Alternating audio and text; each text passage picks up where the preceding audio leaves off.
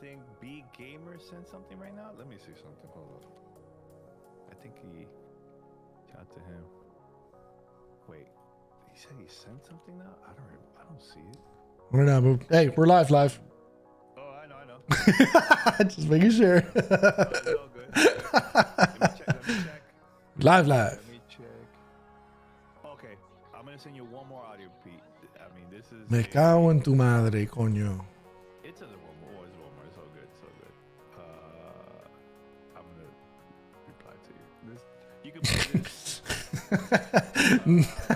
Press heard that. He's like, he heard the me cago en tu madre. So here goes. Hey man, it's all good. People say, hey, look, I love doing panel.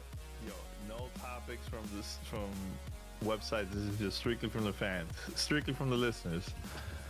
So What's up, Slugger? Hey. What's up, Prez? Check audio. Hello. Just making sure. Want to make sure audio from everybody is clear.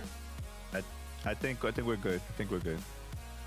Well, I had to bump yours up because I had yours low. But Oh, okay, All it's right. all good. how about now? Kinda low? Come on, man. I'm the loudest here. No. I had your channel. I had Discord channel down low on the mixer. Yeah. Hey, man, Should be I'm much better now. Look, last night was a great night for WWE and all the Latinos. Look, I got the LWO. I gotta get the Puerto Rican version too. So last night was freaking amazing. Wow, What's up, Zay? Slugger. that was Prez you were was there. LW on Prez the was there. house. yo, man. What's up, Tune? Yo, What's up, Zang? I got emotional seeing Zelina. I know why you got emotional. Let's be real. Bro, come on. No, I'm gonna keep it real. I'm gonna keep it real. Yo, like, you know what it is? It's rare. It's rare to see an event like that live at a Latino country. Like, it's really rare. So they haven't been in Puerto Rico during a live event, I think, since like 2007, I think it was. And they haven't been there for a long time. So I think when they made a deal with Bad Bunny said that he will do it, be part of the like WWE and all this stuff, but he wants to have an event in Puerto Rico, and they made it happen. It took like a year or so, but it's dope, man. It's dope seeing that shit, man. You know. And I was supposed to meet Zelina at the Capcom Street Fighter 6 event, I think it was, here in LA. But she got there later after I left. But yeah, I guess she's in the Street Fighter game. She's one of the commentators. Oh, okay. Yeah, you could switch. I don't know if you seen the game or not, Pete. Yo, that game is gonna be sick. I can't wait for that game. Street Fighter, yeah. Oh, Chancla, yeah. The match, that's a Latino-ish. I love it. P is not into wrestling, so it's all good. I get it. He used to watch wrestling back in was it 80s or 90s, Pete? Like in the early days? I'd say late 80s, like from childhood to late 80s, maybe early to mid 90s. And then I just grew up out of it. That's just not a big thing for me anymore. It's all good. good.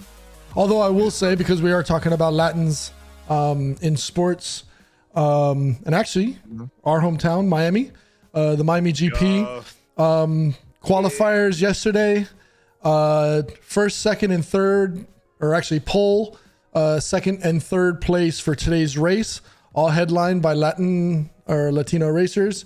You've got Carlos Sainz from Spain in first. You've got Fernando Alonso you've got Sergio Perez, Checo, aka Checo from Red Bull. He's in pole position with Carlos Sainz, and actually no, Carlos Sainz is in third. Fernando Alonso from Spain is in second. So in Miami, 3 Latin racers, first, second, and third for today's race, which is gonna be later today, 4 o'clock Eastern, I think.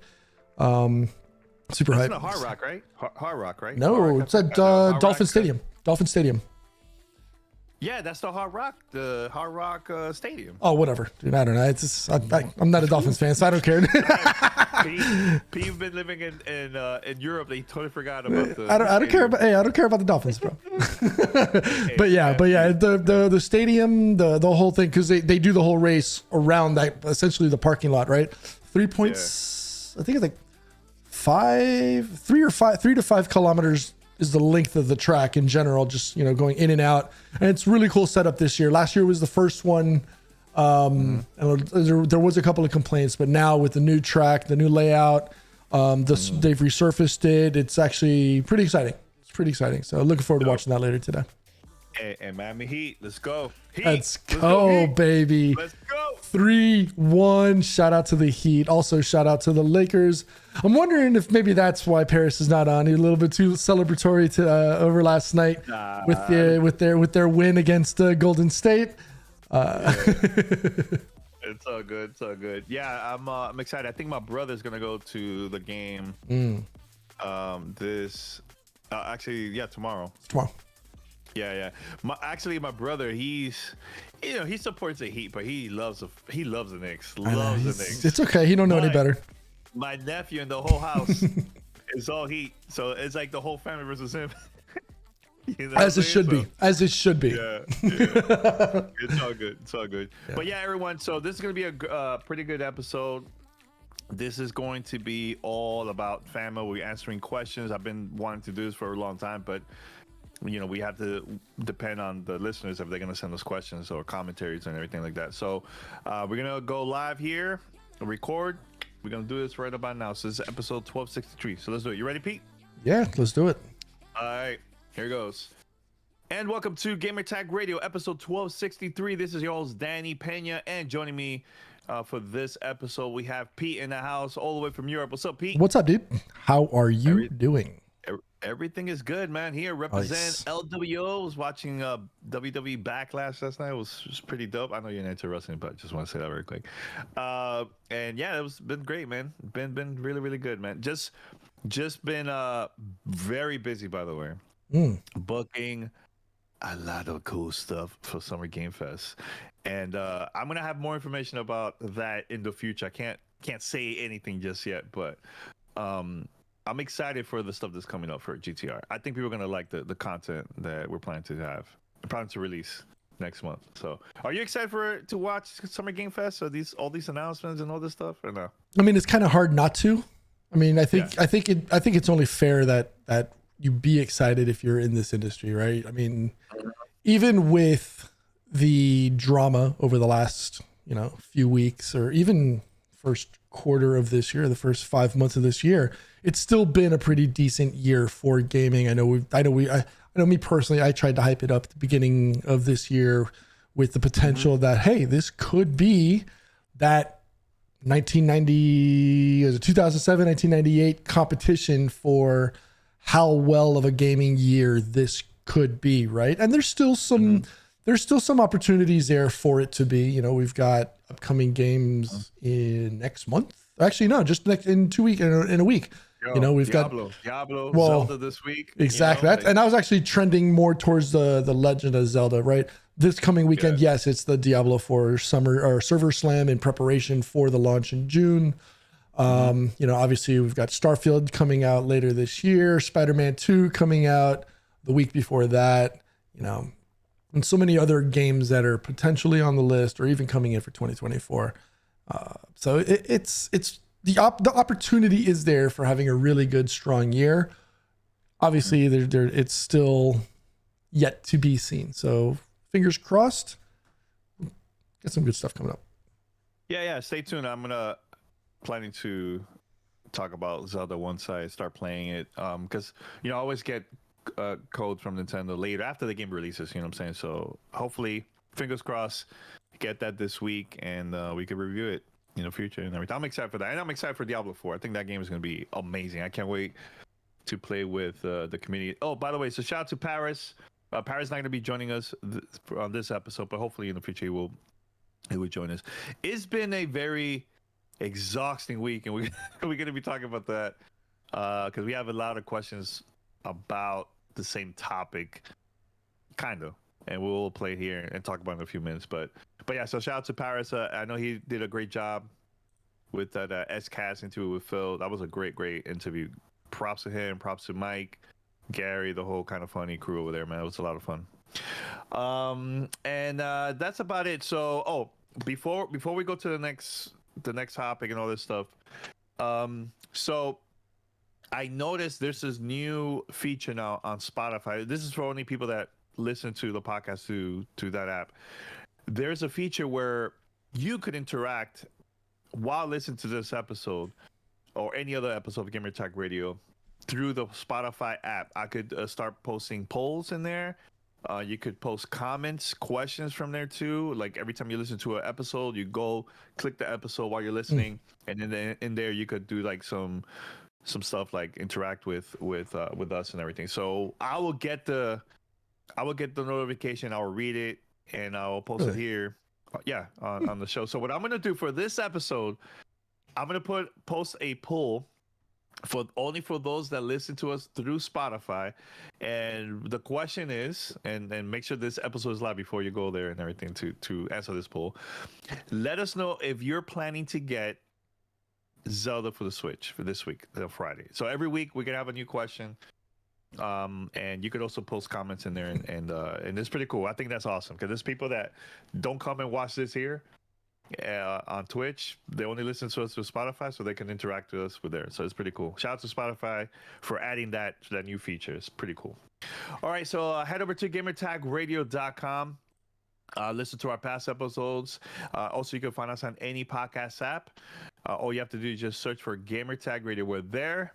Subscribe, follow us, and also, more importantly, post a review. That will help us out big time. Also, if you'd like to be part of our family discussion, like the one that we're going to have this episode, here's how you could contact us. All right, so Pete, we have voicemails, we have questions, via email, and I think one from Discord. You're the DJ, man. You're the host. You're the person controlling everything. Which one you want to start off first? I personally, I have a couple there that. Why do you ask me which one I want, and then it's like you don't care. I'm just good. Here's what I want to hear. I'm just saying that I'm excited to answer these questions. That's it. Right. I'm excited. All right. I mean, let's flip flop, right? We'll go one written, one audio, one written, one audio. We'll flip flop like that, right? 1, 2, 3, okay. 4. Okay. I think we've got 3 written. 3. Yeah, 3 written, 4 audio. So yeah, whatever. We'll do it in that fashion. Okay. All right. So you want to start, or yeah, I'll start off with the first one. All right, the first one is from fan mails from Versh. Greetings, Gamertag Radio. Now that Redfall has been released, Xbox's remaining first-party titles for the rest of the year are Starfield and Forza Motorsport. With the Xbox Showcase now more than a month away, what games do you guys think will be highlighted for 2024 and beyond? What games do you guys want updated release windows or dates? Do you guys think that the Xbox Showcase will present the next 12 months format again? Thanks, and love what you guys do. That's a great question. First of all, thank you. And P, I forgot to do the intro. And it's time for fan mail. Just want to do everything. No, but honestly, honestly, it's hard because I know they're gonna. I know Xbox is gonna show us stuff, right? But we don't know what it is exactly they're gonna show us. Are they gonna show us games that was presented years back, and we finally gonna see, official dates, gameplay? Okay, that's one of the things that I like about last year. Even though the part that I really didn't like, because they haven't really been shipping out there, is the check out the games that's coming up for the next 12 months, and we're still waiting. So besides that, I really enjoy when Xbox show gameplay, because that was one of the things that people were requesting a lot. Show us gameplay instead of just showing us CGI trailers and every single time, and that's it, right? Another thing that I don't like, and I've been saying this for years, I don't care who does it, is I don't like when a company show a game and it's been 4 or 5 years and there's like no updates. I just not a fan of that. I prefer to see games that's coming out within the year, maybe 2 years max. That's it. But yeah, besides that, I don't know. I don't know what they're going to show us, man. Is Xbox going to show us, Fable? Or are they going to show us, what's another game that, Avowed? That's another one that people have been waiting for. Are we going to see that? I've been waiting for Hellblade too. I mean, the Xbox has been showing us a lot throughout the past couple of years, right? Of that game. I think the last time we got to see that was during the Game Awards, not last year, the year before, something like that. So yeah, I'm very curious. What about you, Pete? You think we're gonna see anything big from Xbox during that time, or what? Confirmation, because I'm not 100% certain. Minecraft Legends is this year, correct? It just came up, Pete. Wow. Right. Have So, you- I mean, It was- just came double out a check, just couple double weeks ago. checking. Yeah. I mean, aside from Starfield and Forza Motorsport, Yeah. one of the games that I talked about in that original list, I think it was our most anticipated games of 2023 episode. Warhammer 40,000 Bolt Gun. It's actually coming out later this month, May 23rd. It's a retro-inspired FPS set within the Warhammer universe, right? So don't expect amazing graphics. It's going to be more retro-inspired. Think of it kind of like an old school Doom / Unreal experience.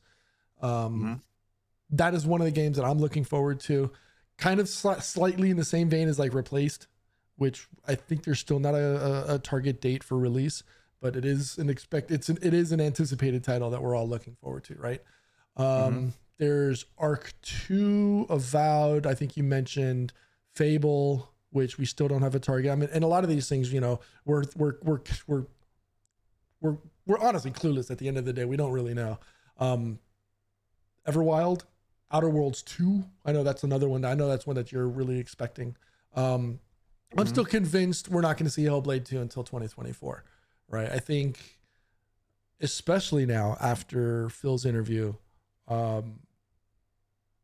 I think they're really they're gonna put an onus now on making sure games launch correctly, right? They did announce, what was it, just last year, that they're switching to UE5. That is going to take time, right? That's a brand new engine. Considering they were on UE4 before, flipping to a new engine is not as simple as copy pasting the code with an expectation that it's going to work, right? Team has to learn how to use it. They've got to learn how to leverage the tool set within it. We saw, we spoke about the new UE5 demo just a few weeks ago, and it looks amazing. It's a really, really strong engine for game development, but you have to you can't just expect it to work, right? You have to learn how you have to learn its impacts on the rest of the development cycle, how long things are going to take. You can't take that. You can't just assume that it's going to work. Obviously, we know Stalker 2 was delayed. State of Decay 3 is also coming out. So if 2023 doesn't become that super strong year for games, 2024 definitely could be. And it almost seems like us as gamers, we say this every year, that, this year is going to be the best year in gaming. But that is a really strong inventory or catalog of games coming over the next 12 to 18 months. Now, again, we don't know if any of those that I just ran through are going to come out next year. Those are all assumptions. There's games that, like Alan Wake 2, right? That's my most anticipated game for me this year. No other game tops that for me. There's other games. I can't wait. Hollow Knight Silksong. That's one game that I was extremely looking forward to. We think it might come out 2023. There's no target date. I'm assuming that's going to be one that we see on the Summer Games thing, like we mentioned earlier, right? Yeah. Skim 2023 is kind of like Frogger, but you can only move within the shadows of the game. It's an indie game, not expecting it to be, to blow down houses or anything, but it's another game. Wolf Among Us 2.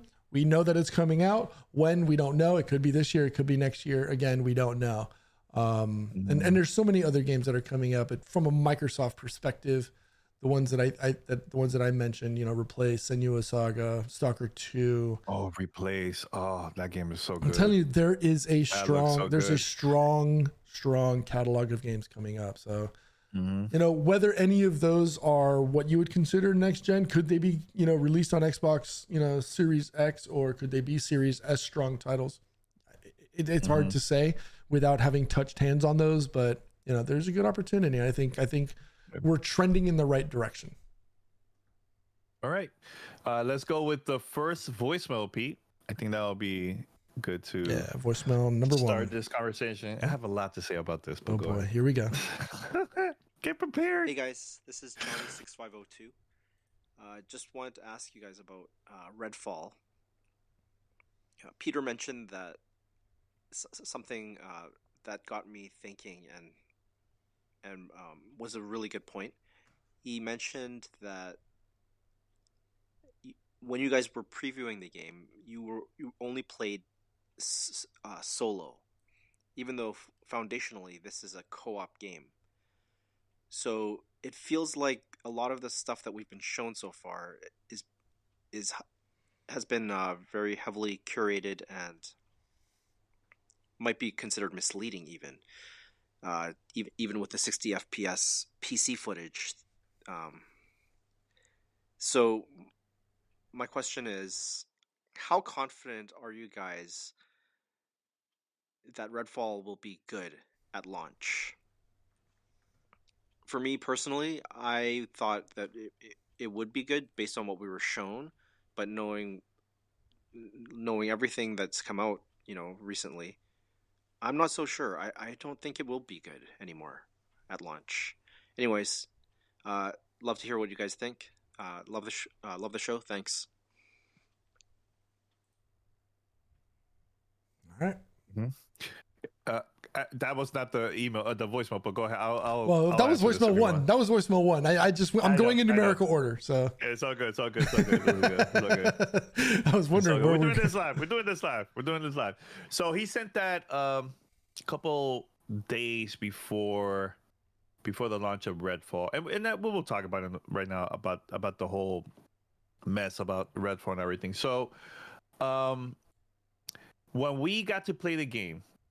And this usually happens, not all the time, but when we go to an event and we get to play a game, and I'll also bring up Star Wars Jedi Survivor because it's something very similar to what happened to that one. So sometimes companies will create a demo just for the event. So for example, Jedi Survivor, the demo that we played at the pre-event, it was actually a 4-hour demo. It was prepared for that, right? There was no frame rate issues. There was no crashes for me. It was different than how it is the full game once we got out. Once the game came out, right? So once the game came out for the PC, it was a totally different story, right? So now with Redfall, I'm not gonna lie, I had a good time at the event. My wife had a good time playing in Paris. Everybody was there, like, oh, this game has potential. We'll see. Here's what the things that I didn't like once the game came out was, I'm playing the game and there's certain quests that because of the bug, it didn't allow me to continue with the game. There was other stuff that was just annoying, like if I'm going to I check out the map from the game and I'm trying to go to like a different location, and I mark the location I have to go, right? When I mark it, the icon will go even further, like at a different location, and it's not exactly there. Like there was like a lot of bugs that basically kill the whole experience and everything, and we didn't experience that during the preview event. You get what I'm saying? So when I see people grabbing audio clips of like our preview, right, and saying, you see, like at that moment we were having fun. It's not being like changing our opinions because we got invited to an event. It's never been like that for us, man. You know what I'm saying? Like if there's something that we don't like, we'll say it straight up, like, yo, this game is I don't know, so I just wanted to say that because I've been noticing that people been bringing that up and everything, and look, there was other people that went to the event and they felt the same way, like, oh, this game has potential. There's nothing wrong with that, My opinion completely changed once I got an early code of the game, and I think Pete, you had the same experience. I think maybe even worse when you got the game too, right, for the PC. A couple weeks back of Redfall, right? Mm-hmm. Yeah, I mean, I had a technical glitch that did impact that first 2 days of playing, and I did work with Bethesda support to resolve it, and it definitely doesn't help when you send out a game, right? In general, to Sure. and the experience is, I guess you could say, tainted because of this. It now the gameplay itself is a different situation, and it doesn't help that it was, I hate to like blast developers because they at the end of the day they did their best with what they had, with the tools that they had. But yes, the game that we were expecting and the game that we got, I think, were two totally different things. I think the expectation may have overshadowed or overhyped the actual game that we got. And that's kind of like towards what Phil was saying as well, right? Is like they expected a much better reaction to the game than what actually came out. Sure. And that's fair at the end of the day, right? That's fair, right? It's there's no crystal ball that says that, look, hey, this game is going to be fantastic, because if that was the case, every single game would be fantastic and everybody would be happy. But that's not the case. And at the end of the day, did it salt my personal opinion or expectation of the game? It did, because I was going in, and I mean, from the day that they announced this game the first time, I was on board, because I was like, this looks like something that I would enjoy. I am a fan of like the Left 4 Dead type experience. I love the vampire genre, obviously Vampire Hunters, etc. Over the last few years, it getting a little bit more, a little bit more play in our eyes or on socials, etc. So yeah, the expectation was there, the hype was there, but unfortunately it fell flat on its face because it did not deliver what we were expecting. Whether that be a technical thing, whether it was code related, whether it was something that wasn't caught in QA, which is what I experienced, right? I launched the game and it was immediately in TTS. So every single place that my mouse went or my character went, I had an automated voice replaying what was going on. So character, character expressions, anything narrative in the game was literally, it was kind of like being on this show with you talking over everybody, right? And you, but it absolutely tainted it. And unfortunately, there was nothing I could do with, until I was able to finally uninstall. I had to use a third-party uninstaller, Revo uninstaller, which I've used in the past, but I had to do that to totally wipe all instances of the game in my PC and then reinstall it. Fingers crossed. But I had lost 2 days. I tried to go back in with an open mind and an unbiased mentality, but by that time, the reviews had come out. I tried putting time, effort into the game, and it just wasn't there. Now, was that a part of it? I'd probably say it wasn't 100% of it, but it definitely tainted my personal experience of the game. And it's just a byproduct, right? And so what is the best way to fix that, right?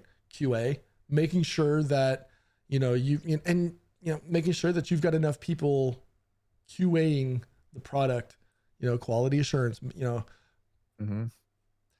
were they able to properly QA that?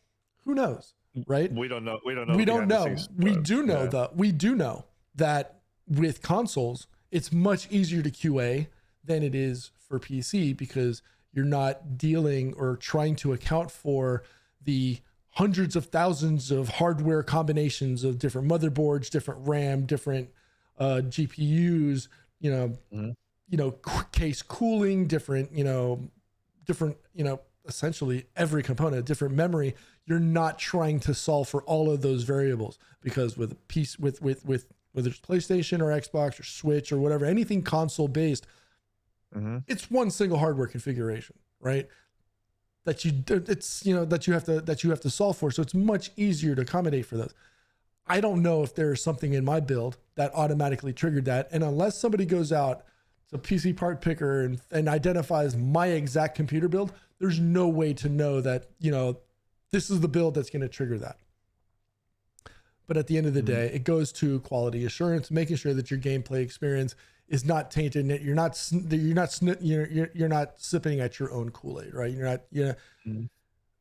I think it's something that just maybe this is that trigger moment for those in the gaming industry that finally understands that QA isn't just a throwaway piece to the development cycle, or it's just like, oh, we're just going to give them something to do.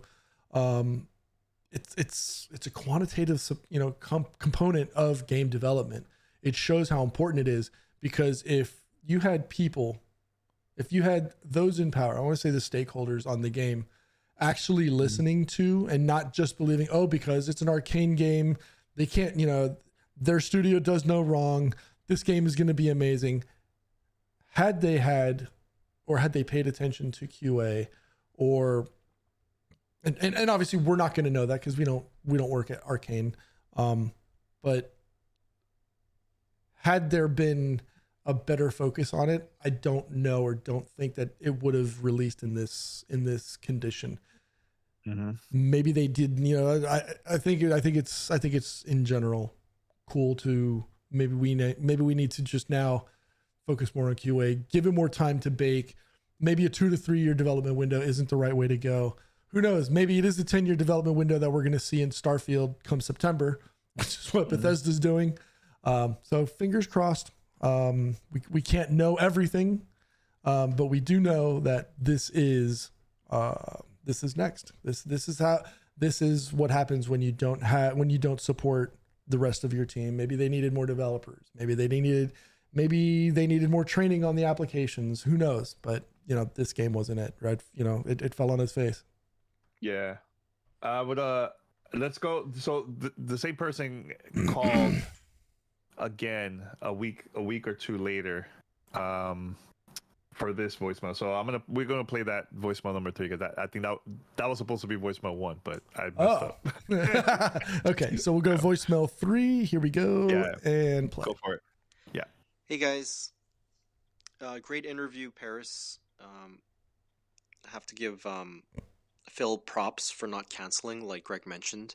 He easily could have just not done it, and it would probably have been a better thing if he had canceled, because I thought that interview went horribly for him and looked very badly for him and for Xbox. I'm not sure if you guys have seen Benji Sales' video. It's worth watching for sure, which pushed back on what Phil was saying about great games not mattering. Between your interview and Benji's video, I've lost a lot of trust and confidence in Phil and Xbox. Before I gave them the benefit of the doubt, because it seemed like Phil was making the right moves and decisions, but I no longer trust Phil anymore.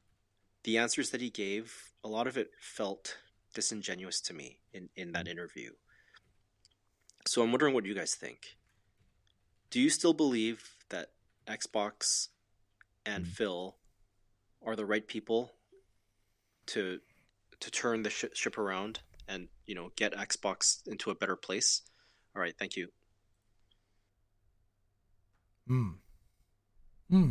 Yeah. Have a lot to say about this. You want me? Is it okay? Go ahead. Pete? No. Go for it. Go for it. All right. Go for it. Yeah. So here's the thing. And first of all, thank you so much for calling us, because I love when our listener call us, even if we don't agree, disagree, whatever. Like when we agree, disagree, I love getting the engagement like this, like people calling in and everything. So thank you so much. I appreciate that so much, man. So here's the thing, man. Every company has been through this bump. Like, Nintendo had a hard time with the Wii U back then, right? And they came back hard. PlayStation had a really rough time at the beginning during the launch of PlayStation 3, and they came back towards the end, and now they're in a really good path since PlayStation 4. Xbox, went through hell during the 360 when the Red Ring of Death happened, right? But it helped to continue the sales, and not that great during the Xbox One launch and everything like that. And they've been doing great. I think towards the end of Xbox One and the beginning of this one going on now.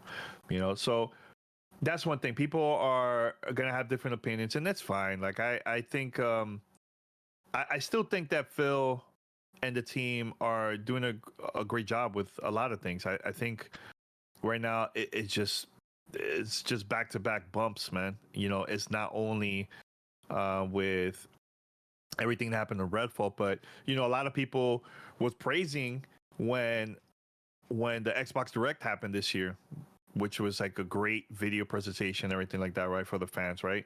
Also, Hi-Fi Rush, still to this day, I think has potential to be contender of Game of the Year with other games that's coming out this year, So it's just, I would like to see more of that from Xbox, and I hopefully the conversation would change once the showcase happens next month, and then hopefully when all these games get shipped, hopefully we have that different conversation about it, man. You know what I'm saying? So companies are never going to be perfect, man. Like for me, I enjoy the PlayStation VR 2 from PlayStation. A lot of people don't. People feel like it's too expensive. I think it's a lot better than the previous one, and PlayStation's going to figure it out. They're going to figure out either by changing the price or by releasing great software that's going to get people to buy, right? So I think it's good to give feedback to the companies, man, no matter what, even if you don't like the company or not, man. Here's the thing that I don't like. I don't like when you see grown-ass men online going back and forth doing the whole fanboy BS. And tell me, how's that gonna help the gaming industry when you are online with this console war BS? That is the part I'm like, how's that helping? That's not helping at all, man. I think gaming supposed to be for us to have a great time. It's okay to have disagreements and debates and like, right? But when people take this to the level of like that fanboy BS, that's not helping at all, man. Just a few hours ago, I read a tweet from Tony. Shout out to Tony Polanco. You remember those days, Pete, when you just wake up and the first thing you would do is just play a game, not even thinking about none of that nonsense. You just want to play that game when you wake up, man. As a kid, right? I think back in I think back in those days we didn't have a choice, right? It's not like today where we've got the instant connectivity of the world, though. I think. Yeah, and that's the thing that I love about gaming, man. I love that, man. But when you have people that are just doing this nonsense, fanboy-ish, grabbing, and I'm gonna say straight to the camera, grabbing clips of previews and saying all this nonsense of like shill and this and this and that, like what is it you guys are getting out of that, all that stuff, man? Like is it because you want companies to fail? Do you want content creators to fail because there's nothing really stuff happening in your life that you want other people to fail too? Like that's what it is. Hating other content creators and hating other companies over nonsense is not helping the gaming industry at all. It's not helping the community at all. Like I don't get this, man. I don't get this. I don't got the time to be going back and forth online. I don't got the time for that, man. Like I have a lot of personal shit going on, man. Like, good things, not bad, good things. That I'd rather focus on that. I'd rather enjoy creating content, enjoy interacting with our community. You know what I'm saying? And for me to just play games, man. Yo, that's what gaming is all about. Gaming is not about attacking others because they have a different taste of games. Like, who cares, man? It's exhausting. It's exhausting. Like, I'm seeing people having different opinions and attacking others ever since that Phil interview went live last week. Kind of funny, I think it was good for Phil to be honest, and because that's not that many people on his level to actually have a serious conversation on what's going on with the company. I see that as a good thing. I haven't seen that with Jim Ryan, right? I haven't seen that with Doug Bowser. I haven't seen that at all from them. So I appreciate, even though the interview wasn't perfect, I think that was good for Phil to have that conversation with everybody, man. I think that's great. I think that's really, really good for the gaming industry, man. You know what I'm saying? And I think that the future is going to be bright. I still believe on the stuff that Xbox is going to do in the future. And I can't wait to see and play these games, man. I've been playing games from Xbox games from the beginning. I'm talking about like 2001. And I didn't like where the company was going when Don Matrick was in charge. And guess what? He didn't want to talk with no one unless you were like CNN or like a major media outlet. He didn't want to talk to any community site. And guess what? Phil been on our show twice. They invited us to be on, and we're not a millions of followers or anything. He wanted to talk to us because we are just a fan of games, and we have great conversation with him, man. And I'm thankful that they gave us the opportunity, and I'm glad to see that SCAS get that opportunity too. I think that's good. There's nothing wrong with that, man. Are people going to agree with the things that he said? That's a different totally conversation, man. But just having that conversation, Pete, I think that's very, very important to have, man. You know what I'm saying? So I'm sorry for the rant. Sorry that I'm going all out, but it is frustrating, yo. Frustrating when I get to see all this nonsense. Like, yo, the best advice I'll tell other people that 24/7 posting nonsense online, and even I'm not gonna say anything, but just that, yo, go outside and touch the freaking grass, yo. Seriously, it's exhausting seeing this, man.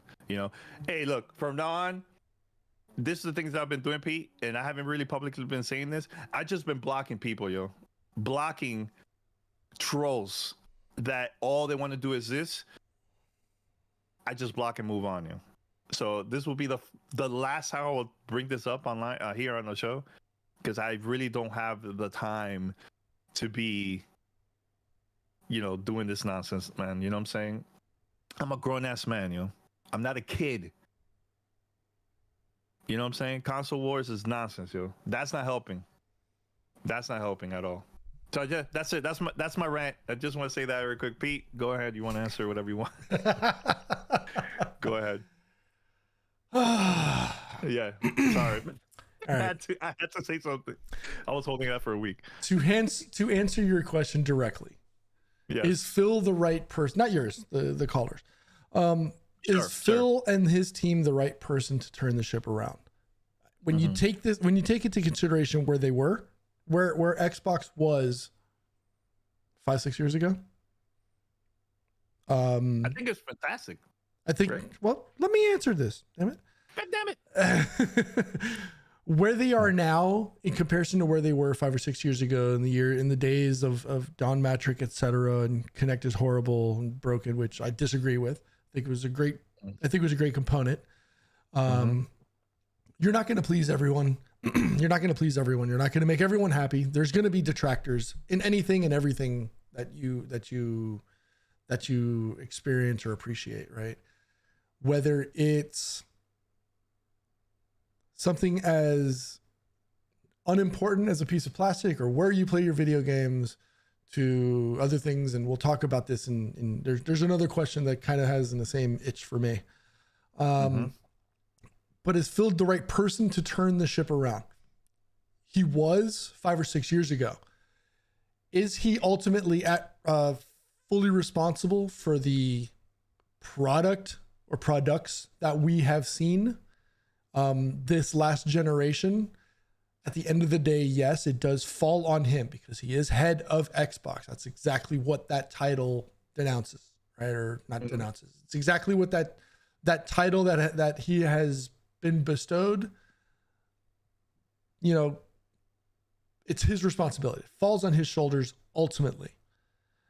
As far as he the right person to turn around the ship, he's done it before, and I don't see why he can't do it again. But I do say that if, and that's, all things withstanding, Game Pass has been amazing for Microsoft. the acquisitions of all these studios coming up, that all falls under his responsibility. So yes, the launch of a poor title such as this does start to make it trend towards the negative with Phil, but he still has other games and other things. And I'd probably say he's maybe a 2-year window because that's when a lot of these things that he's ultimately responsible for now start to come out. And if those games come out well, a perfect example, Starfield in September. If Starfield comes out and is a blockbuster as is being touted and expected and under the impression for everybody right now, if it is as good as everybody says it is, this conversation that we're having goes quietly into the drawer right here, and somebody's going to close that drawer and it goes away, right? And that's an if. We don't know what's going to happen. If Alan Wake comes out, or Alan Wake 2 comes out, blows the doors off of everything that we've expected, we're not having this conversation, right? If Hollow Knight and Forza Motorsport 8, Wolf Among Us, Warhammer 40K, all these other Xbox exclusives come out, we're not having this conversation. So right now, yes, because of the recent news of Redfall's poor launch and the experiences of a lot of people, yes, right now it's trending and it's popular to on Phil Spencer because it's ultimately his responsibility. But, and it's kind of counter to what you were saying, Danny. I don't think his concern is the platform war and the biases. No. Sorry, I know you wanted to get it off your chest, and that's fine. Yeah. It doesn't bother me as much. People are going to stand for what they do, right? I stand for Mercedes, and we're doing poorly in F1 the last 2 years. But you know what? That's not going to make me go out and say, oh, well, Alpine is horrible or Aston Martin is horrible. I do hate Red Bull, but that's a different story and altogether. But they're doing amazing this year in F1. So, kudos to them for doing it right. But right now, the eyes are on Microsoft because they have trended in a bad direction over the last 5-10 years, right? Whether it was, Xbox Series S or Xbox Series One, whatever. Sorry. No, I did not. I said Alpine. No, I said Alpine is good. You say penis. No, I didn't. Alpine. That's how you pronounce the racing car. I know. It's not it. So look, y'all with your Rihanna, get your mind out the gutter. Okay, I did not say penis. Good God. It made me lose track. Next question. All right. Alpine is, I know he's, but it sounded that. Rihanna, get your head out the gutter. Go back to bed. Look, man, I just want us to have fun, bro. I want us to have fun. Look, at the end, I want us to have fun. I agree. And that's at the end of the day, that's why we all play games, because it takes us away from the doldrums of day-to-day life. It takes us away from having to go to, going to work and dealing with a bad boss or whatever. But yeah, I agree with you, Danny, in that we need to stop letting video games dictate our personal lives and our personal experiences and how we enjoy life. I don't go on vacation with my wife and think about the hardware console platform war, right? Unlike some people. Jay, you know who you are, and I'm saying your first initial, but I'm going to leave it at that, right? But we need to stop letting these plastic preferences dictate our personal lives and our enjoyment of this beautiful world and this love and this enjoyment that we have. Look, we don't have we've all got our biases, and you see some of it on social media, and we all give each other enough flack on the internet, but there's still love here. I don't care what other people say. I think I've grown up to that point where I may say some salacious stuff on the internet every once in a while, or maybe even on this podcast. But at the end of the day, we're all adults. We're all having fun. This is video games. Are we really letting video games dictate our enjoyment of our life? we're only here for X period of time. We're only here for a finite period of time.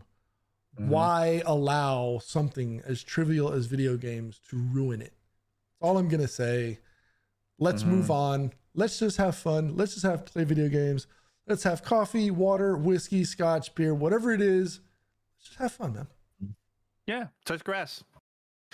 All right, so let me read. Let me read. Oh wait, do we have a? Do you want to play another voicemail? I like voicemails. Voicemails is good. Yeah, we can do another voicemail. We'll do voicemail 2, okay, so that you know where we're at in this thing, okay? Yeah. So, okay. Voicemail 2. Here we go. Hey, this is James from Portland calling again. I had a couple of things I want to talk about. When are we going to see the family deal for the family pass for Game Pass? This has been entirely way too long. You know, those other folks had it. They've had it for a while. They're doing the trial.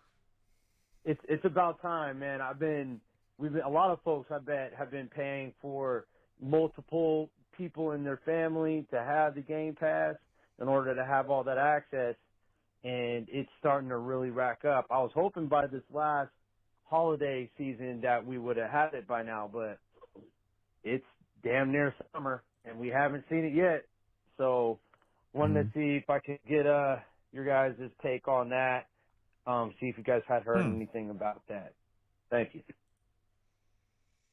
All right, thanks for calling. Appreciate that. So, I mean, it is questionable, right? Like it was out in only 2 countries.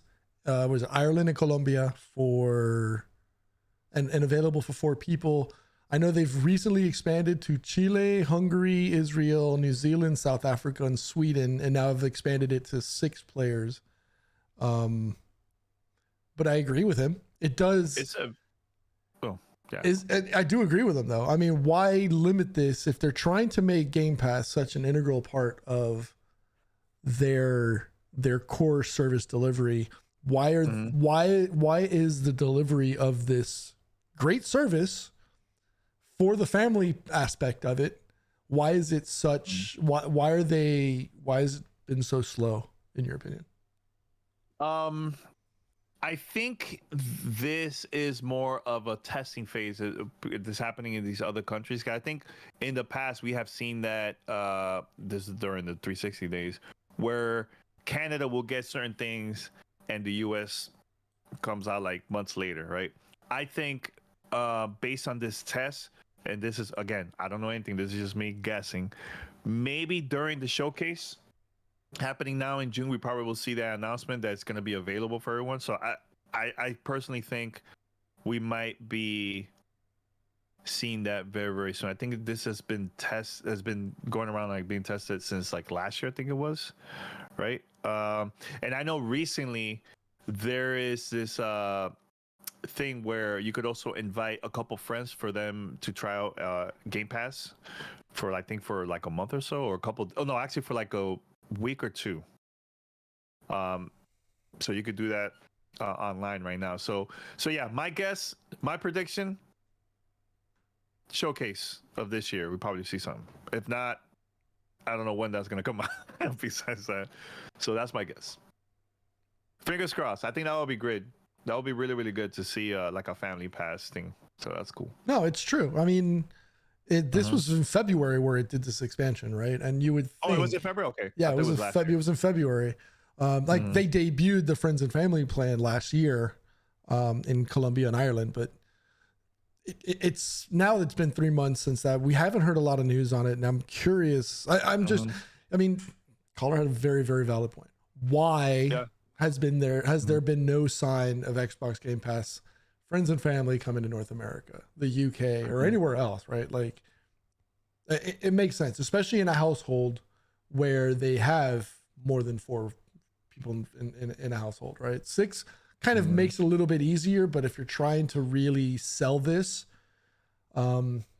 hopefully this last test of and it kind of makes sense if you look at the expansion, right? You're going from just Ireland, Colombia, 2 small sections, to Chile adding another country in South America, adding Hungary in Sweden in Europe, Israel in the Middle East, New Zealand, South Africa. You're adding a lot more. You're giving it more global expansion, but you're still keeping it quasi regional because you want to test it. Now, and look, coming from IT, test 3 times, launch once, because you only have one chance to launch successfully.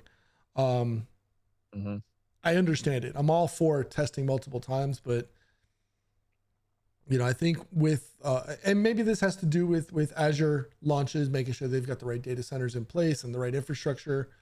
I think Europe is a strong contender to just launch it in a more, as opposed to just in Hungary and Sweden, but launch it in Europe in general, right? The infrastructure here is a lot better than, let's say, the United States. As strong as your guys' technology is, not everybody's got great broadband,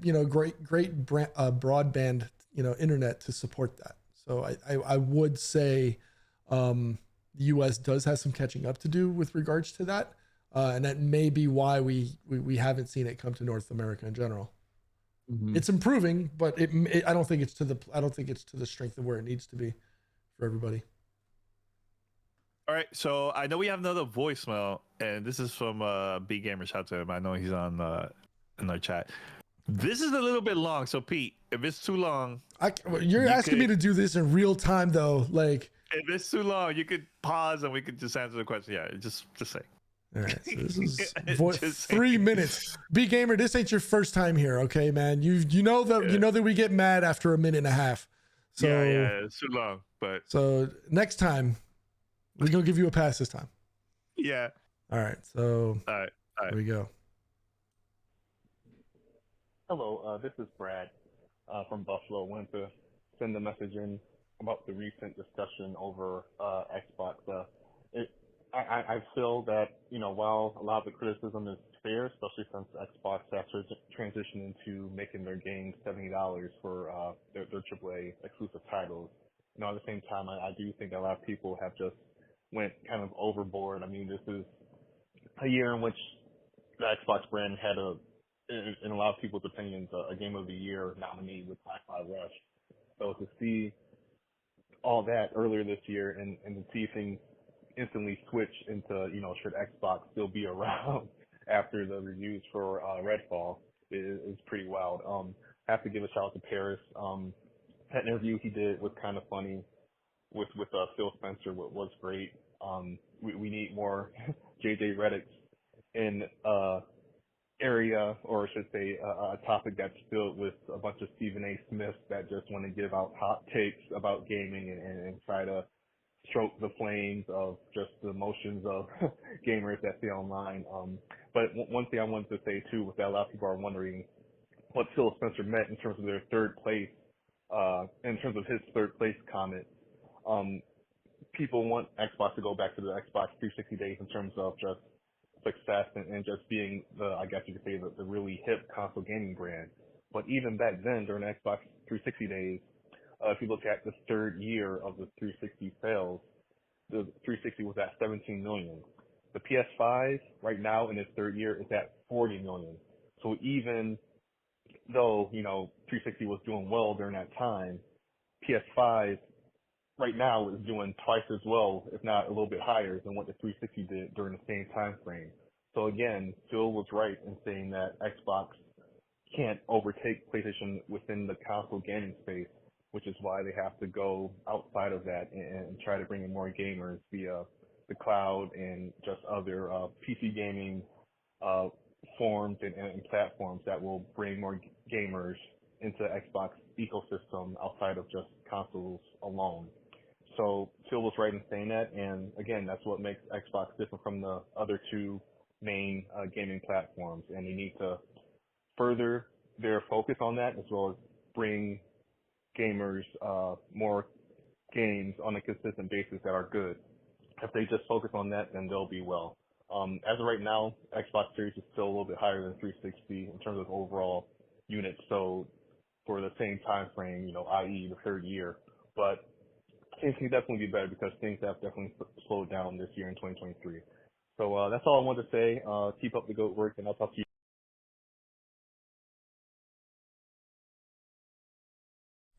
All right, I do. Wow. Yeah, he cut himself off. That wasn't me. All right, way to go, Brad. You cut yourself off. I will say I do like the JJ Redick comparison. I think it makes, and yeah, I agree with you. I can't stand Stephen A either. But I do agree. I think kind of goes towards what you were saying earlier, right? Is try to take the emotion out of the conversation, right? Because I think that's what a lot of people, regardless of the platform, regardless of the outlet, I don't want to put any of those on blast or say any of those. But I definitely agree. I think we need to start getting a little bit more analytical versus knee-jerk reaction. Yes, it helps, and I'm sure that's what sells media or clicks or views, etc. Is having that wild, crazy view that is just for the here and now. But I think we in our industry, because it's if you really think about it, is as an industry, right? As gaming, it's not as mature as whether it be sports or or news journalism, right? A lot of, it's, we're also at a much younger demographic, right? Yeah, you and I are dinosaurs in this industry at the end of right? But I think we need to start being, I think in general, we need to be a little bit more analytical versus being emotional. And I think that would help with the maturity. Whether we can actually get to that or not is a different story or question altogether. But I think we all just in general in this industry could do well from being a little bit more analytical. Yeah, I think we spoke about this years ago, Pete. We did mention this multiple times on the podcast. It's not right now. It's not 100% all about the sales of the console, right? It's not about that anymore. From the Xbox point of view, now the business that they've been having is the company is more about how can we get new gamers that can't afford to buy the console, but at least they could pay a monthly fee to play our games through the cloud, either on their phones, on the TV, etc. Right? And I think that's been helpful. Like right now, anybody around the world could go and sign up, get an Xbox account to try out xCloud, and they could play Fortnite for free. They don't have to pay for anything. They just go and play it and see how the cloud is. I even did that when the update came out on my TV because I have Samsung. So not the most recent version, but the one before the most recent one, right? So in that one, I just got an update where I could go and play xCloud. So I played multiple games through there. I connected my controller and I was playing without the Xbox console. It was all through the cloud, and it was a great experience. It was fine. I played multiple games. I even tried out Fortnite. I even posted a video of that, man. So it's good to see that because, and even the Game Pass too, like that is gonna help a lot of the family and kids, parents, for them, instead of buying a game every few months, which costs $60 to even $70 nowadays. They just could play all these games, indie, AAA, through the service, either through there or through the cloud. And that's going to open up to see more new gamers to join just the gaming community overall. And I think that's been the business now for like the past couple of years. And I like that. I like seeing that. Back then, man, it was hard for us to buy every single game that was coming out during the Nintendo days, the NES days, and Super Nintendo and Genesis and all that stuff. It was so expensive back then, man. So expensive. I remember buying games, it was like $70, $80, even $90, man, during this Nintendo 64 days for me, And now we have that option where you can subscribe or just buy individually. Like we have more options. You get what I'm saying? So I think that's smart, and I would love to see that from other companies too, Nintendo, PlayStation, everybody to do the same thing, So I think it's a good thing. I don't see that as like a bad thing. So just want to say that. But yeah, B Gamer, make sure next time you call us, make that a shorter voice. Even Google Voice are like, hey, It's You're a little done. bit long. Let's cut it off. You know what I'm saying? So just want to say that real quick. Anything else, Pete? I think we're good. Yeah. For this episode. Yeah, It's not bad. over an hour. There we go. By the way, we have a couple more questions, but it's over an hour already. Yeah. So yeah. I had a great time, Pete. I think this was a pretty good episode, a fan mail edition, all fan mail questions. So we only did one written fan mail. You want to do another written? Pick one. You go. Pick one. We have like two more there. Pick one. All right. I don't know who. I can't remember. Oh, actually, this was John Wiki from our Discord. He said, is there ever a scenario for developer or publisher to cut their losses on a game, release it so the dev team can move on to the next project versus spending 1 to 2 or even 3 years to fix a broken game? Or should games like Redfall get canned or released at a discount / free? If not, why should a team stick it through? That's a great question. So first, I'll answer the second half of the question, Sure. and then go to the first. No, you'll never likely ever see a game get discounted at launch or released for free. Remember, every game's got a budget from day one, so you're immediately going to see, or you're immediately going to need to start targeting that return on investment, ROI. Right? This is where we start getting into that more analytical mind. That's what I hope I try to bring to this show, because I know you and Paris have that 24/7 video game mentality where I kind of bring the more financial business aspect to the conversation. What the heck that's supposed to mean? It doesn't make how do I say this? Developers and publishers need to try to make some money back on their effort, right? Whether it's a 1, 2, 3, 5-year development cycle, they're always going to need to bring some kind of a return on investment to it, especially as they could be held liable by whether it be shareholders or investors into the organization or into the project itself.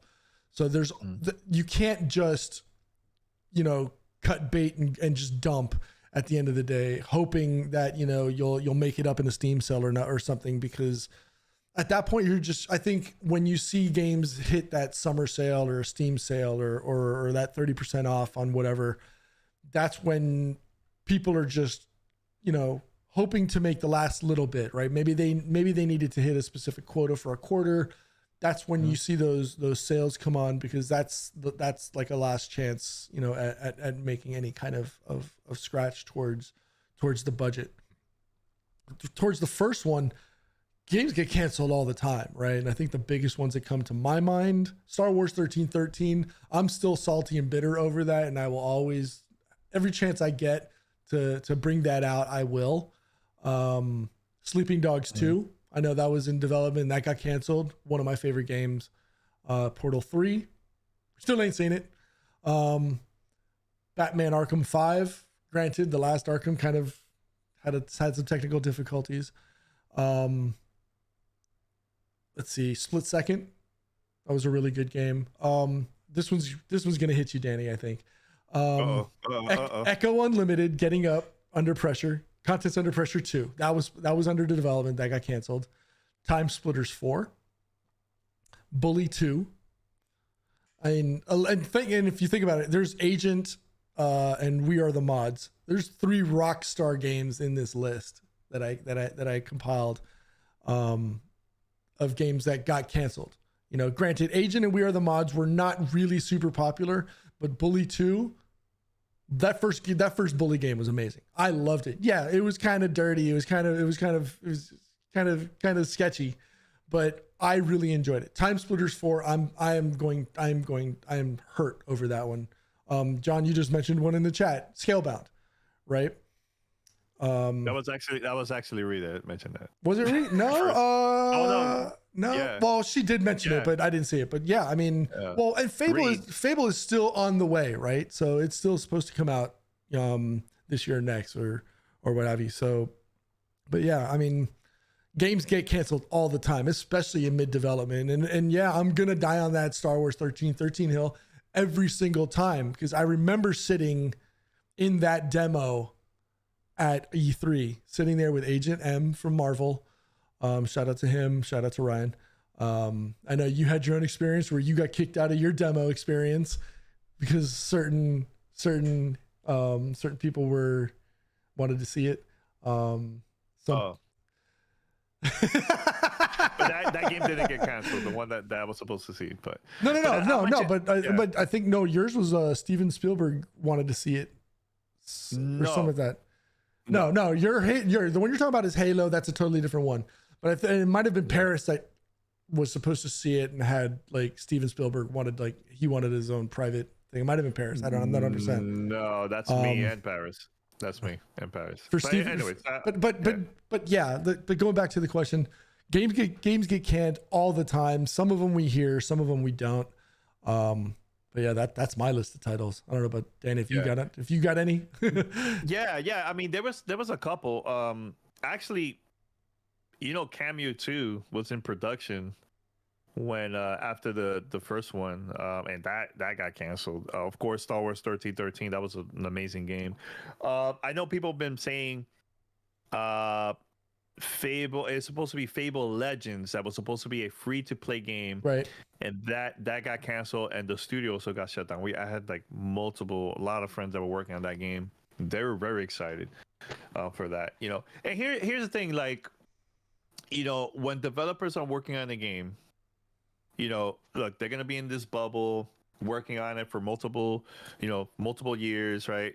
A big group of them. When we went to the Redfall event, they were excited. They were like, the developers, everybody was excited to see us, excited for us to play it for the first time. They're not there like, oh well, this game's gonna suck. Like they're not gonna do that. You get what I'm saying? So, it sucks when developers want to work on a game for 4, 5 years or whatever, and it gets canned. It hurts because you spend so many hours working on a game, and sometimes even during the holidays you're there for a certain amount of time working there away from your family. You're trying to get the bills, man. You're trying to get money to pay bills at the end of the day, man. Look, a lot of developers don't go out there saying, let's create the worst game ever and let's sell it. They're not going to do that, man. They're going to work as hard as they can to create some great games.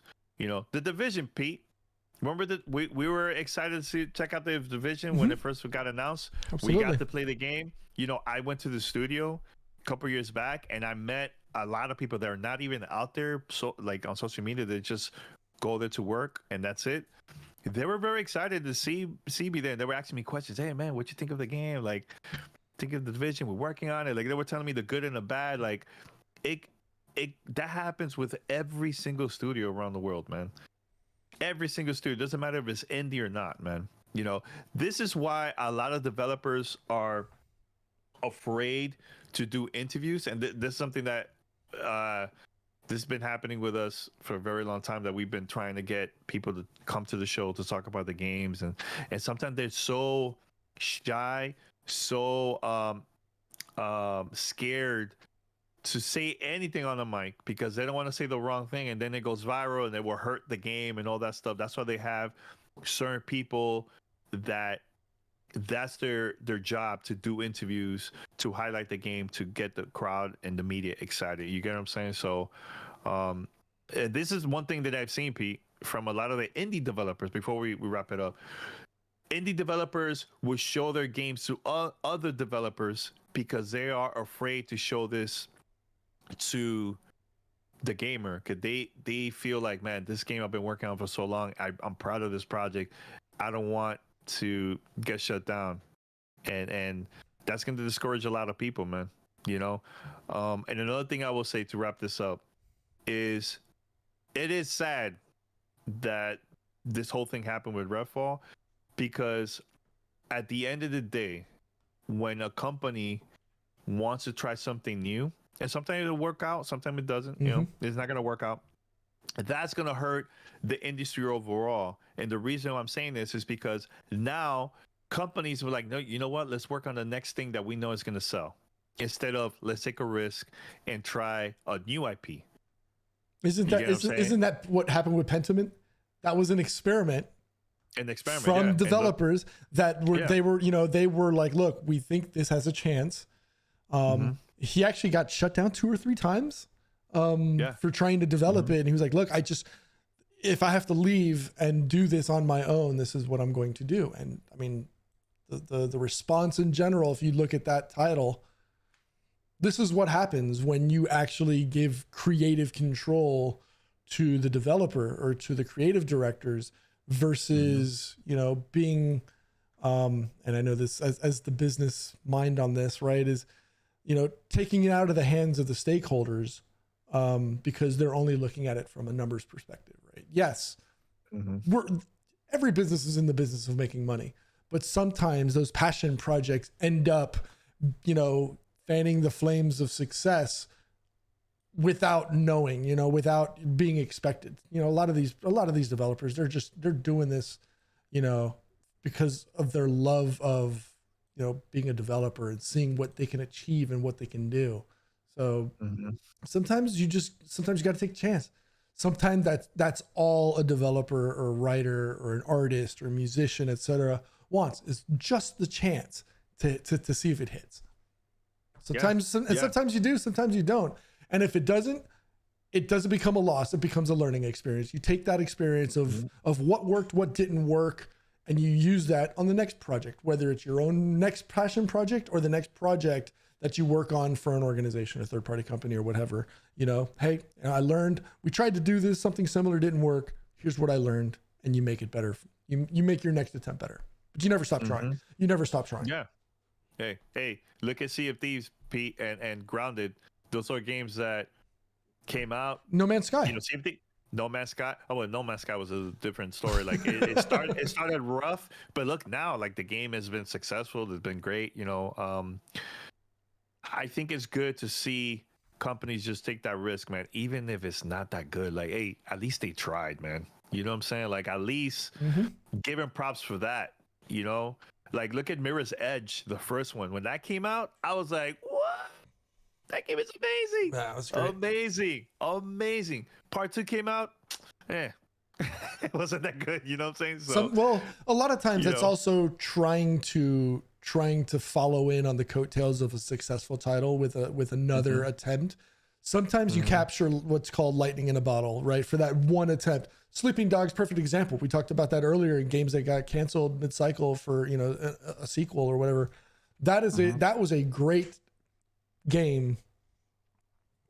And who knows? Sleeping Dogs 2 could come out and it could be total trash, right? Yeah. You never know what happens, maybe that's why games get the games as a service treatment, because you can keep iterating on the same thing as opposed to just trying to revisit a whole new experience.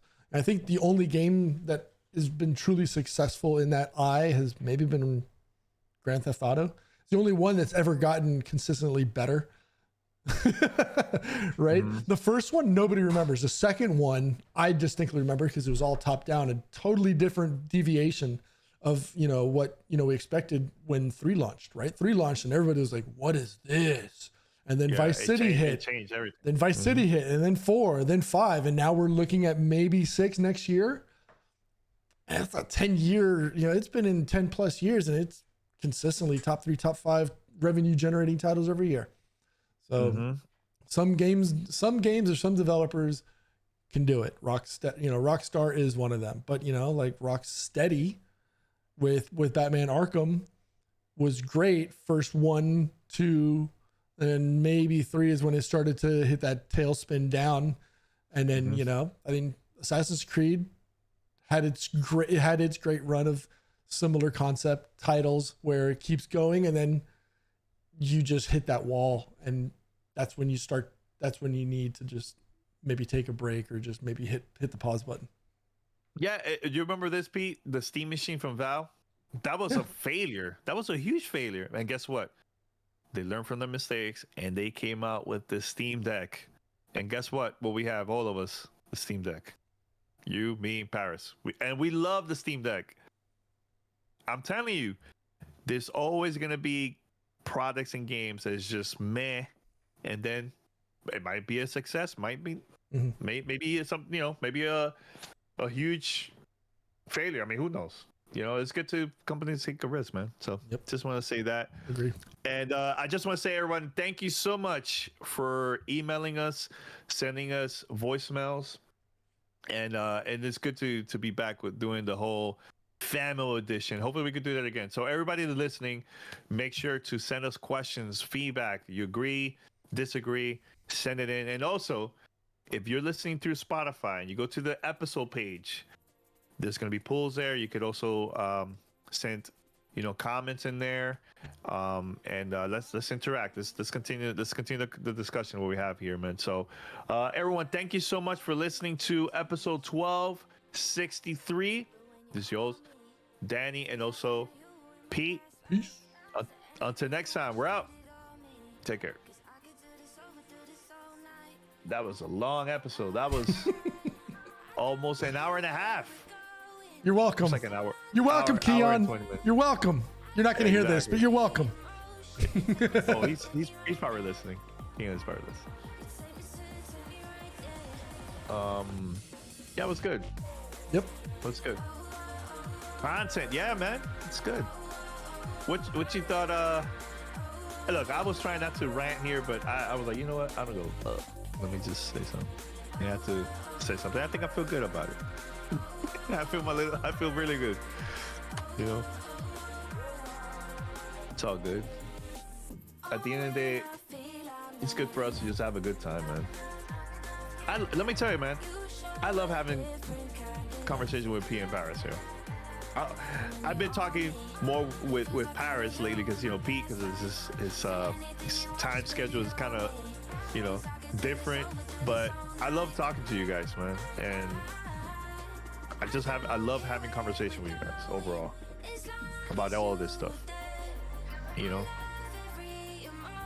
So thank you, Pete, for the discussion. You're welcome.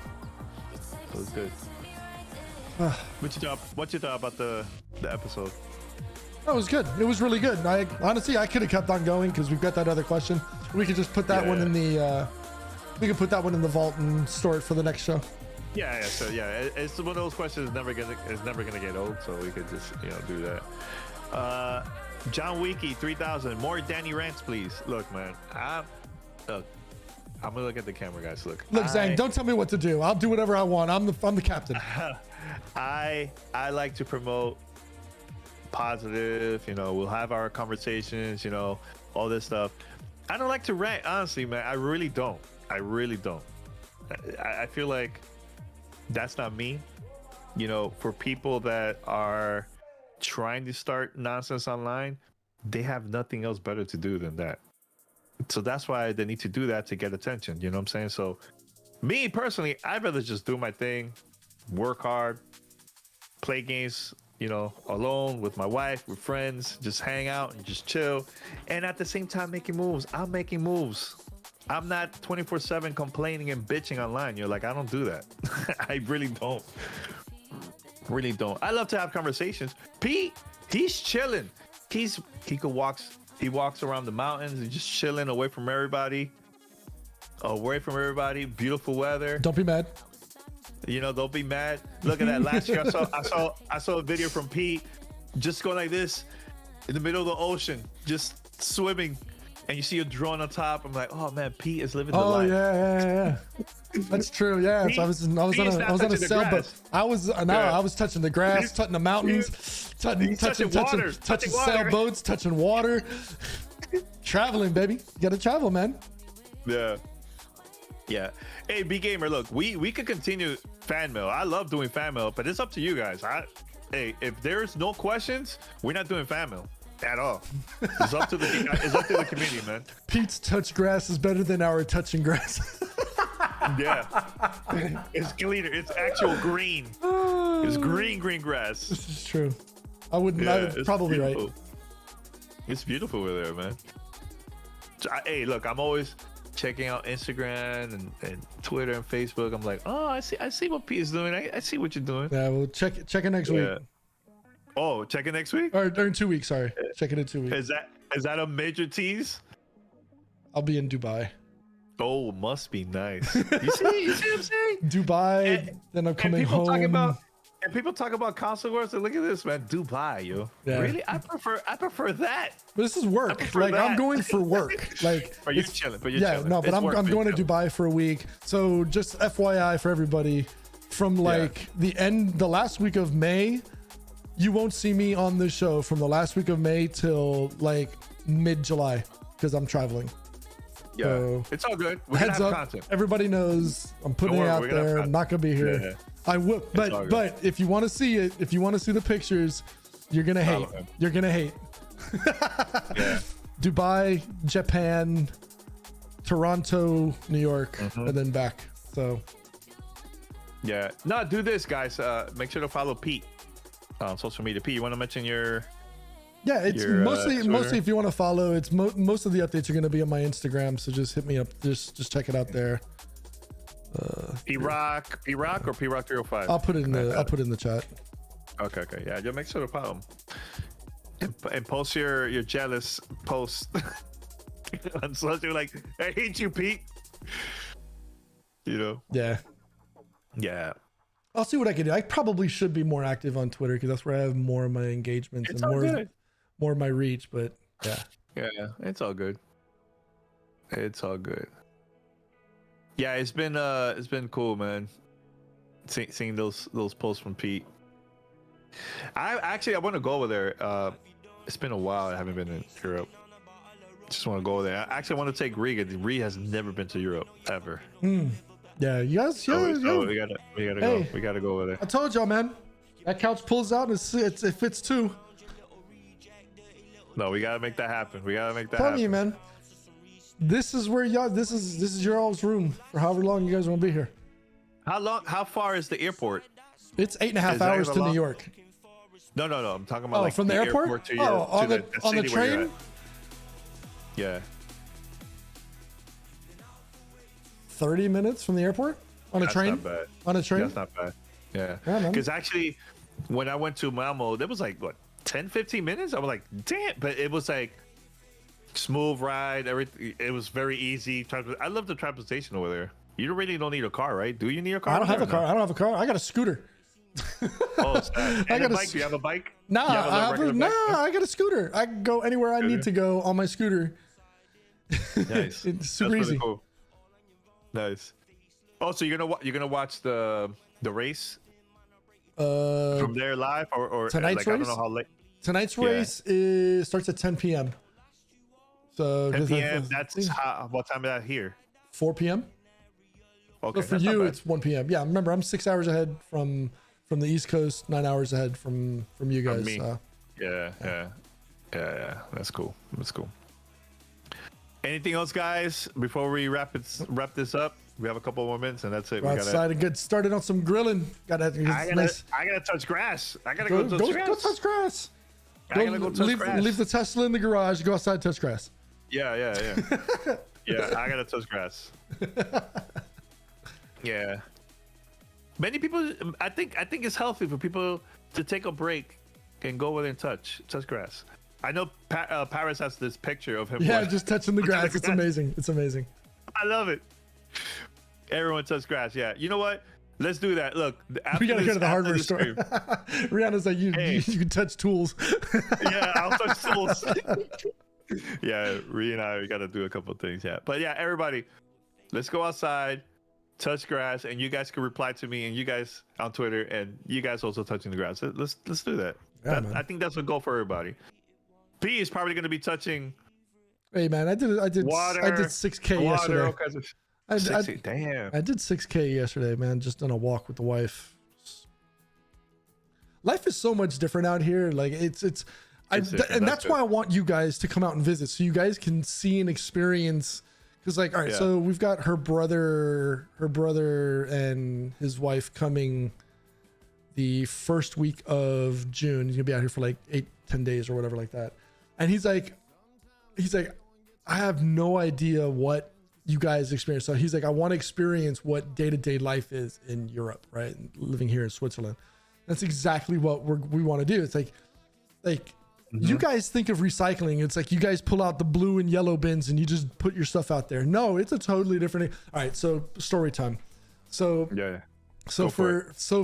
when you're dealing with recycling here in Switzerland, paper, you don't just like throw it in the shredder. You just don't mix it in with the rest of your cardboard. Your like regular paper is set aside and you have to like wrap it in twine and leave it outside in the garbage once a month in a specific location. Cardboard is only taken on a certain day. It's not combined out with everything else. Aluminum, plastics. All right. So there's two different types of plastics, PET and non-PET, right? So PET is anything that you've been able to like drink out of, right? So whether it's milk, water, soda, beverages. If it's holds soap or any kind of chemical, it's in a different, you keep those separate. Aluminum, obviously you dump in the same place. Batteries, cork, it's all kept separately. And then the crazy part, all your glass. So when you go to the recycling, I don't just put everything out on the curb. That's not how it's done here. You go to what's called an Okihof, which is probably like a 5-minute walk from here. We have this big ass cart that we take everything that's all sorted and separated, and we take it there. And like you have to go and like you dump your glass in white glass, green glass, brown glass areas. Like it's a whole on experience. It only takes like 10 minutes out of your day, 5 minutes to get there, 5 minutes to go through the various locations and dump all your stuff. But it's totally different. Like the lifestyle here is just, it's not as like quick and fast as it is in the States. And let me tell you, that took a lot of time and effort to just learn like the normal practices of doing that. So like what Zhang Pao was saying, a friend that I grew up with moved to Spain and lived there for a long time. When she came back, she was surprised at how quick everything is here. Why are Americans always in such a rush? Like it's like there's such an appreciation for the environment. Like during the summer, like right now, it's starting to get warm. It was 21 degrees today, so 21 is 42, so 74 degrees, right? So 74, 75 degrees outside. Around now, people will start leaving work with a little bag and they'll go to the lake or to the river on their way home, drop trow, change, and jump in the water and just go relax for like 30, 45 minutes, swim, get dressed again, and go back home. You would never expect to do that in LA, Miami, New York. I wouldn't jump in the lake. I wouldn't jump in the river. No, you're gonna come out with 3 extra legs. But over here, unless you have your own pool, that's a different story, right? But that's the different thing. There's not a lot of people with pools here, and most of the time, there's not a lot of people that own homes here, right? It's like 65% of the population rents because homes are so expensive. Land is so expensive here. Like it's totally different. I can't wait for you guys to hopefully come out here one day and just spend a week with us, man, just so you can see what it's like. We want to do that. Absolutely. I definitely want to do that. I want to, cause Rhea and I always talk about that stuff. Like we want to go and visit new places, man, try new experience. You know what I'm saying? And again, it's like you go to this, living in the States, and like everywhere you travel, it's still the United States. I can, within 3 hours in any direction, I could be in France, Italy, Austria, Germany, the Netherlands, Liechtenstein. It's nuts like that. It's just wild that I can just in 3 hours go in a certain direction on a train and be in another country. It's wild. And then come back home, whatever. And then go back, right? Yeah, absolutely. If you really want. We've done it. We've taken the train. We wake up at like 5 a.m. and we're on the 8, we're in Milan. We could be in Milan or on the border of Italy in 3.5 hours. I could take the train from here and be in Frankfurt or be in Constance, Germany in 2 hours from here. Or we can go in the opposite direction, 3 hours, be in Montreux or Geneva, and then take a 1 hour ferry and be in Evian, France. Nice. Evian, France. Like we took the ferry and we were there. Nice. We were getting water, and it was like it took me like 2 hours to be in. Wait a minute, I'm in Evian. Like that's where the water. Like y'all buy the water. you go there and like the water's just flowing and you just take your bottles. People take bottles with them and just fill up with free Evian water. Think about that.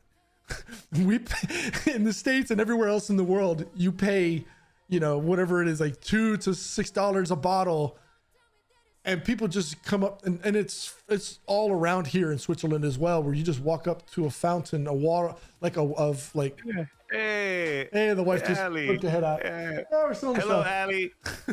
She saw the camera and she's like, I'm out. Yeah. But yeah, we just walk in, fill the fountain. Like when I go hiking and I'm done with this, because I'm usually done with this like the first hour, I just walk up to the creek or walk up to like a water fountain and just like, it's just flowing water that you just drink. You can't do that in the States. You can't do that in the States. It's totally different world out here. Nah, you know what? Don't worry. We're gonna figure it out. We'll go there one of these days. We definitely want to go over there and just chill, man. Have fun. Can't wait. Have fun. Can't wait. So we're gonna wrap it up, Pete. By the way, Pete, don't leave. You could stop the stream, but don't leave. I gotta tell you a couple of things. Okay. And yeah, everyone, thank you so much for watching the live recording of GTR Family Edition. That was a lot of fun. And remember, go touch grass. Post it. Post it on Twitter. Touch grass of you touching grass. Exactly. And I'll retweet it and all this stuff. That'll be funny. Let's do it. All right, guys. Thank you, Until next everyone. time, we're out. Peace. Cheers. Yeah.